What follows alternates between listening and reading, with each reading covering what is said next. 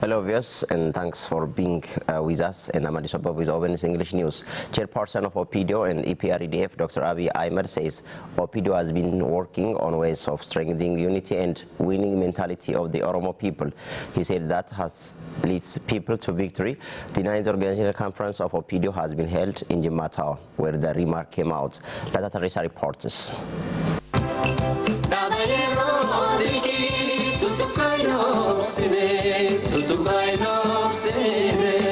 Chairperson of Oromo People's Democratic Organization OPIDO and Ethiopian People's Revolutionary Democratic Front EPRDF, who is also Prime Minister of the country, Dr. Abiy Ahmed, in his remark on OPIDO 9th organizational conference, said divisiveness is disgrace. What is important is getting united. He underscored that the Oromo people have the capacity to win in war, but if there is no war, Oromo never kill a person, rather it hugs with love. Oromon hammachun barsiise.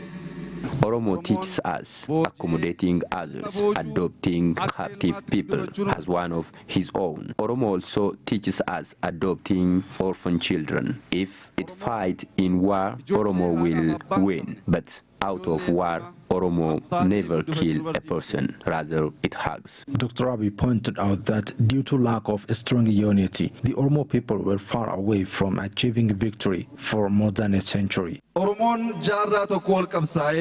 Since the Oromo had lost its solidarity, it was difficult for it to defeat its enemies easily. As a result, its victory was delayed for more than a century. Due to this, the Oromo people lost its culture, history, identity, and country ownership. Chairperson of OPIDO and EPRDF, Dr. Abiy Ahmed, stressed the importance of getting united more than any other time. If this would happen, it is possible to change this country, even African continent, he said. If we get united, not only this country, but also we have the capacity to bring positive change even for Africa. What we are observing is an indication for this. According to him, the Oromo People's Democratic Organization has formulated a 10-year strategy which enabled the Oromo people to transform its struggle and achieve victory. The chairperson urged the Oromo people to be aware that it will never be limited by political parties that are making a struggle and it is name, rather it is hope for Africa. Oromo is above OLF, OPIDO, or FC. Oromo is not limited by the political parties that are struggling in its name. It is important to understand that there is hope and solution for Africa.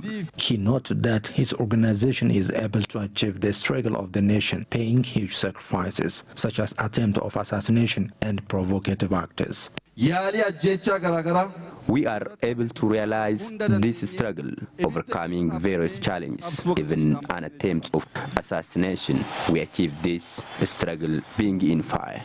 Prime Minister Dr. Abiy Ahmed emphasized that building Ethiopia is the responsibility of the Oromo people.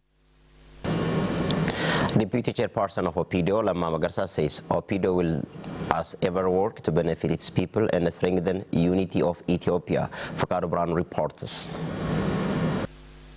The 9th organizational conference of the Oromo People's Democratic Organization has been kicked off in Jimma Town. Deputy Chairperson of the OPIDO, who is also President of the Oromia Regional State, Lamma Magarsa, on his opening speech said his organization appreciates and thanks contesting political parties and activists who accepted government's call to peacefully participate in the country's political situation. Waamicha keenya kabajanii biyya keessaa fi biyya alaa those who come from abroad and inside the country, we have a great thanks to you for participating on this conference. I would like to say welcome. I have special thanks and welcome for leaders and members of contesting parties who have returned to your homeland, accepting the government's call to peacefully struggle for your people. The president has also thanked heroes and heroines who paid a lot of sacrifice in Oromo struggle. Qabsaa'ota gootota boqonnaa qabsoo darbe keessatti adda isaanii rasaasaaf kennanii We have a great respect for those who given their forehead for the bullet in the struggle of the Oromo. They are our heroes and heroines forever. I would like to thank the Oromo people, youth and security bodies who paid a lot to bring today's change. He knows that the Oromo People's Democratic Organization has been striving to answer political, economic and social questions of its people. President Lamma adds that his organization could create youth who can fight for its democratic and human rights.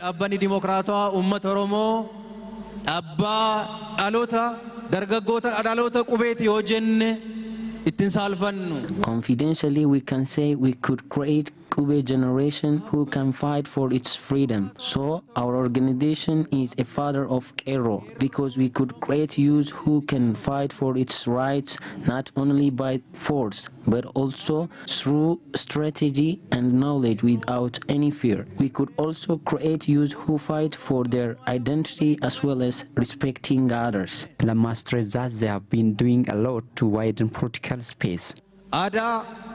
Siyaasa duubattafaa biyya Itoophiyaa kana jijjiiruudhaaf hojii guddaa hojjetaa dhufee jira hojjetaa jira. We have been taking different measures to widen political space. Especially, we have done a lot regarding pardoning political prisoners. Almost we have pardoned all political prisoners. We have also returned many exiled political parties. He further notes that the conference is crucial to identify challenges that have been facing the organization. Deemsa qabsoo isaa keessatti milkaa'ina argamanii fi rakkinoota turan yerootti adda baasee. On the conference, it is expected to identify the challenges that have been facing in our struggle. It is also the conference of setting future direction on this conference. It is also expected to elect strong leaders who can lead the region as well as the country to sustain the ever-started changes. Lamma underscores that his party is ready to work with any contesting political parties which can peacefully struggle for its people and called upon the contesting political parties and activists to struggle for their people peacefully. He also called upon peoples of the region and youth to fight against individuals and groups who have been working to create conflict among nations.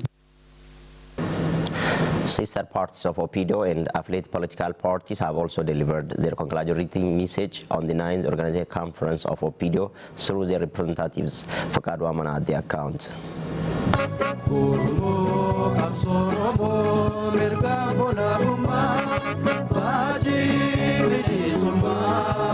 Representative of the Southern Ethiopian People's Democratic Movement, while delivering congratulatory message for Opidio leaders and members, said Opidio, the organization that engineered the current change in Ethiopia. She said her party and the entire people of the region will strengthen historical ties with Opidio and the Oromo people. Our organization, Southern Ethiopia People's Democratic Movement, will cooperatively work with the Oromo People's Democratic Organization to strengthen the changes being registered and to bring about genuine satisfaction of our people. Representing the Amhara Nation Democratic Movement, Speaker of the region's Government Communication Affairs Office, Nigusu Tulahon, while addressing the occasion, said Opidio leaders have played a irreplaceable role in realizing the rebirth of Oromara relation, which was broken for decades for evil political gain. He said the two people and that the parties representing them will beat up any challenge facing them and will likely to fight them by joining up their hands. ምንም እንኳን እዚህም እዚያም ፈተናዎች ቢያጋጥሙንም ፈተናዎቹ ለውጡን ከቀሰቀሰው የኢትዮጵያ ሕዝብ ማዕበል Though challenges are facing us here and there, we are very confident that the challenges are not beyond the control of the Ethiopian people who initiated this revolution and our reformist leaders who are in charge of leading this nation towards real change and transformation. Representing Tigray People's Liberation Front, Dr. Abraham Tekste said TPLF is confident that the new breed of Opidio leaders have the potential to lead Ethiopia towards a better future. ከፊታችን ፈተና ቢጠብቀንም አሁንም ኦህዴድና እህት ድርጅቶቹ So many challenges are facing us ahead. I believe OPIDO and other sister parties will strengthen their joint struggle, build up inter-party dialogue, and deliver effective leadership. I'm confident that we can ensure the change that the that EPRDF is currently promoting by reforming itself and starting to serve the interests of Ethiopians on equal basis. On this occasion, I want to thank leaders of OPIDO who have played key role to realize such new philosophy in Ethiopian politics. Chairperson of the Ethiopian Somali Democratic Party, Ahmed Shide, on the occasion said the unity and historic relationship of the Somali and Oromo people will continue to blossom and they will never be broken by mere political games of some groups.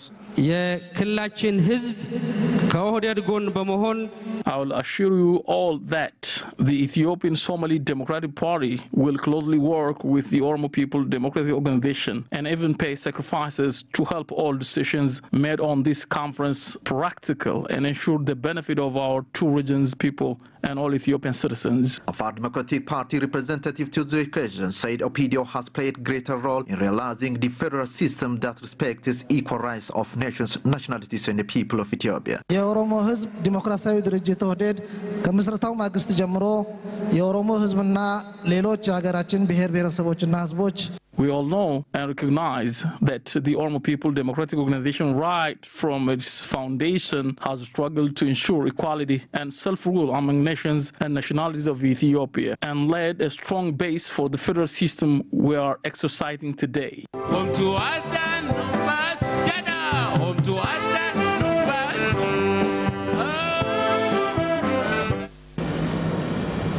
That's all now for now. Thank you for watching and have a nice time with the remaining Ovens programs.